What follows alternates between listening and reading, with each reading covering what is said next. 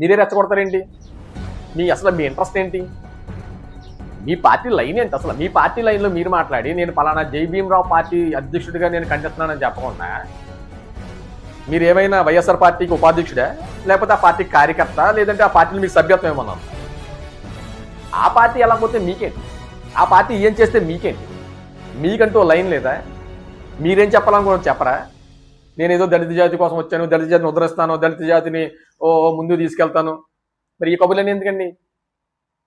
మీకు నిజంగా చిత్తశుద్ధి ఉంటే, మీకు నిజంగా దళితులు బీసీలు పైన మీకు నిజంగా ప్రేమ ఉంటే, మీ పార్టీ తరఫున మీ పార్టీ స్టాండ్ ఏంటో రేపు పొద్దున్న ఒకవేళ ఒక ఎస్సీ ఎస్టీ మైనారిటీ పార్టీగా, ఒక బీసీ పార్టీగా ముందుకొస్తే మేము ఏం చేస్తాం, మేము ఎలాగ ఉంటాం అది చెప్పడం మానేసి జగన్మోహన్ రెడ్డి గారు వస్తే అలా చేస్తారు, జగన్మోహన్ రెడ్డి గారు ఇలా చేస్తారు చెప్పడానికి మీకు రైట్ ఏంటి అసలు? చెప్పండి. మీరు ఏమైనా ఆ పార్టీకి ఉపాధ్యక్షుడా లేదా గౌరవ అధ్యక్షుడా?